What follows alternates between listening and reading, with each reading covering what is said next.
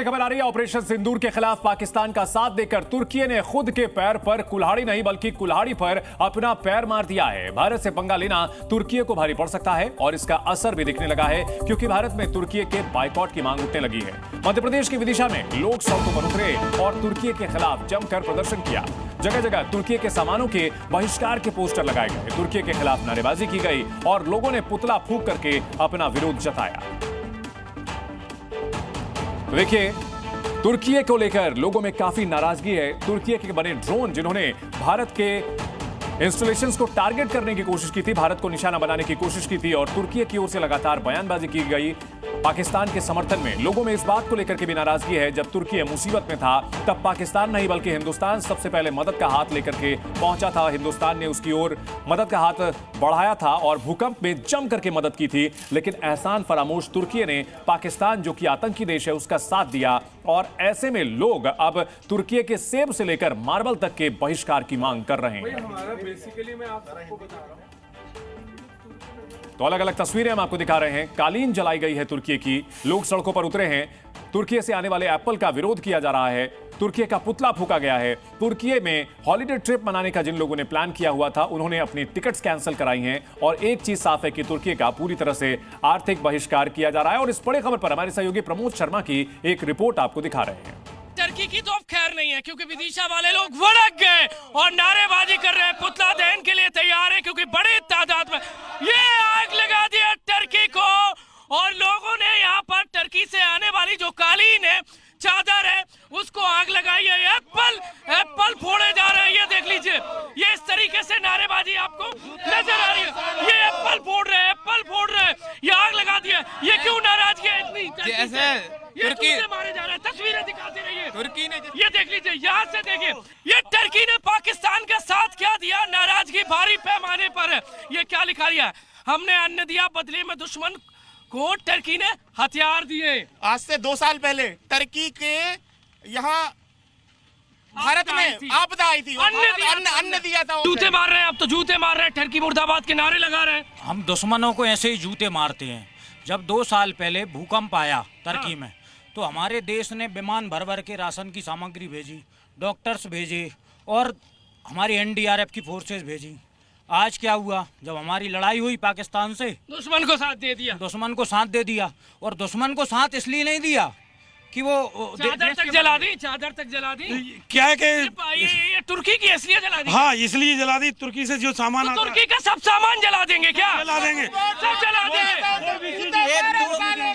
दो मुँहे सांप है तुर्की, है ना, जिसको पेट्रोल पिला करके आज हमने उसको जला दिया है। वो दूध दहन कर दिया, दूध एप्पल तोड़ दिए। मैं कहना चाहूंगा, भारत का एक नाराज क्यों हो रहा है? भारत का इतिहास रहा है, भारत का हर राष्ट्रभक्त नाराज होगा। हाँ।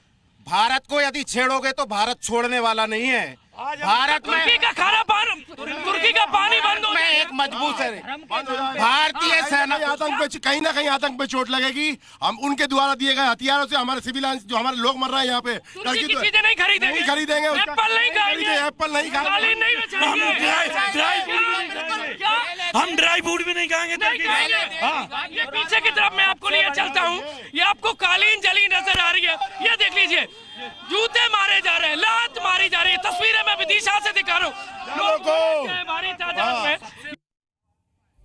तो देखिए, तुर्की के सेब का बहिष्कार किया जा रहा है, तुर्की के मार्बल का बहिष्कार किया जा रहा है, तुर्की से आने वाली कालीन को फूंका जा रहा है। लोग यहां पर तुर्की के कालीन का पुतला बना करके फूंकते हुए नजर आए हैं और तुर्की को हजारों करोड़ रुपए जो हिंदुस्तान से मिलते थे कारोबार के रूप में, टूरिज्म के रूप में, वो पैसे अब नहीं मिलेंगे। ये हिंदुस्तानियों ने तय कर लिया है। तुर्की का पक्का इलाज किया जाएगा, ये अब भारतवासियों ने तय कर लिया है। तुर्की के राष्ट्रपति एर्दोआन लेकिन फिर भी बेफिक्र हैं और यहां तुर्की वाले ये कह रहे हैं कि पाकिस्तान का समर्थन जारी रहेगा, हम नुकसान के बारे में नहीं सोचते। एर्दोआन वो शख्स है जिन्होंने तुर्की की इकोनॉमी का बंटाधार कर दिया और जाहिर सी बात है, ऐसे सनकी शख्स का बयान आना लाजमी था कि वे पाकिस्तान का समर्थन करते रहेंगे, हम नुकसान की नहीं सोचते। तुर्की के राष्ट्रपति का यह कहना है कि वे आर्थिक नुकसान की नहीं सोचते। Missile attack against Pakistan in a very we had a very clear stance. We expressed our support to the Pakistani public and the tension which reached serious levels, and in order to decrease it, we made efforts. With Brother Shahbaz Sharif, we had a phone call which was very significant. In the future, during difficult days, we are going to continue supporting the Pakistani people. In such crises, our stance is always clear. We always stand for peace, stability, diplomacy, and dialogue. In international relations, we do not look for gains in others' losses. Missile attack against Pakistan. देखिए, तुर्की के राष्ट्रपति ये दावा कर रहे हैं कि वो पाकिस्तान का साथ देते रहेंगे, भले ही उनकी देश की इकोनॉमी को कितना भी नुकसान हो। और इन सब के बीच भारत में लोगों में तुर्की को लेकर के काफी नाराजगी है और तुर्की के सामान के पूर्ण बहिष्कार की तैयारी अब हो चुकी है।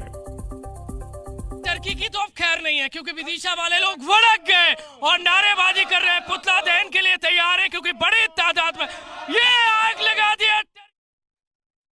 तुर्की का कालीन यहां फूका गया है और इसके अलावा जो लोग तुर्की में छुट्टियां मनाने की तैयारी कर रहे थे, वो लोग भी अब अपने टिकट्स कैंसिल करा रहे हैं और यहां जो ट्रेवल एजेंसियां हैं, वो भी फुल रिफंड दे रही हैं, यानी कि किसी को भी आर्थिक नुकसान नहीं होगा अगर वो तुर्की जाना अपना कैंसिल करता है तो।